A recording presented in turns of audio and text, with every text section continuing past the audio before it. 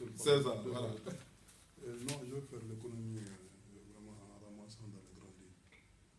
Je dois vraiment vous remercier encore une fois de plus pour cet intérêt que vous manifestez tout à l'heure.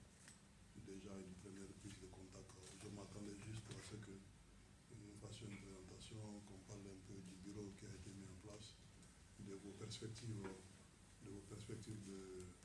de développement, de développement du bureau, les tâches qui vous attendent, qui sont sûrement extrêmement importantes.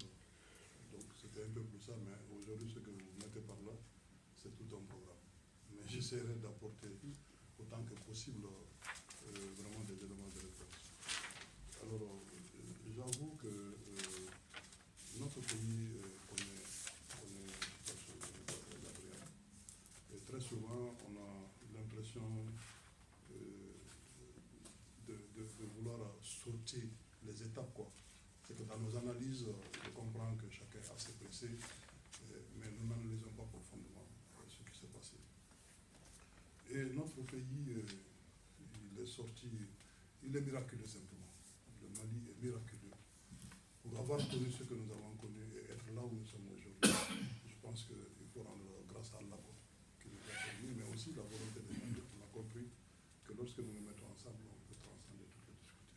Mais le Mali était vraiment plongé avec cette situation de rébellion dans le nord du pays, plongé du point de vue économique, plongé même dans nos racines, de valeur. Dans nos racines de valeur, parce que vous n'êtes pas sans savoir qu'il y a une sorte de déperdition de nos valeurs aujourd'hui qui ne dit pas son nom, qui fait que vraiment on va dans tous les sens. Et quand vous voulez interdire une telle chose, les gens ils s'amusent à faire autre chose pire que ce que vous voulez l'interdire. Bref, il n'y a pas d'État, il n'y a pas d'autorité, il n'y a absolument rien. Voilà le chaos dont on a hérité. Voilà le chaos dont IBK a hérité. Voilà le chaos dont le gouvernement actuellement a hérité. Et il faut le reconstruire. Il faut tout refaire. Ce n'est pas un secret. Moi, je vous le dirais, quand je prenais mes fonctions, je n'avais pas un centime dans les caisses. Et j'étais même, monsieur le ministre, il n'y avait pas un centime. Il y avait au moins, tout au moins, il y avait un trimestre encore, en septembre, décembre. Mais les gens ont dû faire comme ça. Parce que vraiment, rien ne marche. Quand vous prenez l'armée, c'est une catastrophe. Il faut se convaincre. Ce n'est pas dans les mots qu'on va pouvoir faire ces choses-là, mais il y avait une véritable catastrophe au niveau de l'armée nationale. Il n'y avait pas d'armement, il n'y avait pas de formation adéquate. Et des militaires vous diront, ils ont été recrutés, ils n'ont jamais tiré une balle. Pourquoi chaque fois qu'il y a eu un coup de feu, les gens sont obligés de se sauver? Alors, et vous savez, dans la formation militaire, il y a un peu ce moment de don de soi.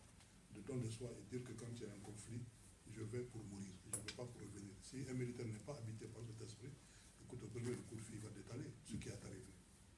On a essayé de reconstituer. Mais écoute, cette reconstitution, elle ne va pas s'inventer. Elle ne va pas nous parachuter. Ce sont des hommes qu'il faut faire d'abord psychologiquement. Il faut qu'ils soient vraiment aguerris, vraiment à faire face aux difficultés qu'il y a là. Et deuxièmement, on ne va pas, même si on est psychologiquement fin prêt, on ne va pas quand même aller à une guerre, à un conflit, les menus. Et on a vu des militaires sur le terrain avec des chaussures, des tombes. Voilà, c'est inadmissible. On a vu des militaires sans gilet pare-balles. On a vu des militaires sans casque. Comment, dans ces conditions, voulez-vous les faire une guerre? Voilà quelle était notre armée. Et je ne veux pas plonger dans les causes de cet état de fait. Les causes sont profondes parce que depuis 10 ans, je dirais même depuis 20 ans, alors qu'est-ce qui s'est passé? Vous êtes un neveu à moi, il veut aller à l'armée, je suis un général, et puis je le prends, et puis on le bombarde de grade, il se retrouve colonel, il se retrouve général, il n'a jamais tiré un coup de feu. Voilà quels sont les hommes de notre armée. Et voilà avec qui il fallait faire face à la rébellion. Et une rébellion aguerrie, dont les motivations sont différentes. Quand vous dites, eux, ils se battent souvent, ce qui concerne les djihadistes, qu'on a arrêté d'appeler djihadistes. Le mot djihadiste, nous, on l'a levé. Et on dit c'est des terroristes. Mais ces hommes-là, vous savez, ils se battent, ils disent que s'ils meurent sur le champ de combat, ils vont dans le paradis. Donc la motivation est différente de ceux-là qui sont tout hésitants à les confronter. Bon, bref, ils connaissent bien le désert, ils ont eu des entraînements, des véritables entraînements et c'est des véritables militaires qui ne reculeront jamais devant l'arme. Voilà devant qui nous nous trouvons. Donc aujourd'hui, il s'agit de reconstruire cette armée-là. Alors, imaginez le président de la République dans sa campagne, il dit je viens au pouvoir et je m'en fous. En tout cas, d'ici un temps, personne ne s'amusera plus avec le Mali. Il vient, il engage des dépenses dans l'armement et puis bravo. On trouve que ça c'est un scandale mondial. Parce qu'on a acheté des armements pour notre armée nationale. Et c'est tout ce qui est dans la presse, qui est enveniné, qui est amplifié, qui fait même mal, que c'est des Maliens qui parlent de ça, pendant qu'on n'a rien devant les rebelles. Vous avez les derniers événements, c'était le mois de mai, ce qui s'est passé avec la visite du Premier ministre. On ne peut pas vous dire tout le dessous, mais c'est un scandale. C'est un scandale. Nous était vraiment encore les bénédictions, ceux-ci étaient capables encore de remarcher entièrement sur notre armée en place. Ceux qui étaient censés avoir eu une formation de dernière minute qui avait été positionnée là. Mais ils vont détaler parce qu'ils n'ont pas les armes que ceux-ci possèdent en face d'eux. Voilà, entre autres, l'armée est malade. L'armée est en train d'être refaite progressivement, il faudrait y arriver. Et je ne voudrais pas de l'autorité de l'État. Vous êtes des Maliens comme moi, je n'ai pas de questions taboues et moi je parle de tout. Mais les cadres de l'administration, ça ne va pas. Les preuves, vous les vivez vous-même quand vous arrivez que vous avez besoin de pièces. Ils ne sont pas là, les cadres dans l'administration. Quand ils sont là pour autre chose, pas pour le pays. Et c'est ça un peu tout le truc qui se tourne autour vraiment des détournements qu'il y a eu. Détournements, évidemment, il y en a eu. Il y en a eu.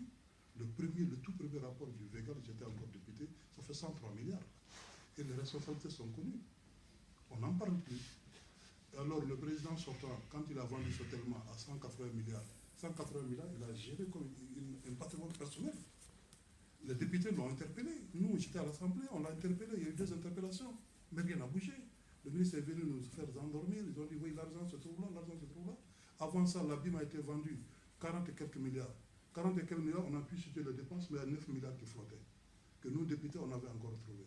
Donc il y a eu une gabégie, il y a eu un gaspillage dont personne ne parle encore. On a trouvé un trou, il faut faire face à tout ça. Mais la volonté du gouvernement est très nette. On se donne des priorités, il faut aller vers ça. Donc une de ces priorités d'abord c'est l'armée, il faut la refaire. L'autre priorité aussi vraiment c'est un peu cette corruption-là a dû faire beaucoup de mal, il faut essayer de l'arrêter. Donc on est en train d'avancer progressivement et on ne va pas rentrer dans tous les pans, en tout cas n'importe quel secteur de l'État que vous allez prendre, vous allez voir que ça ne tourne pas. Et vraiment je vous le dis très sincèrement. Mais chaque ministre a son programme, chaque ministre a des priorités.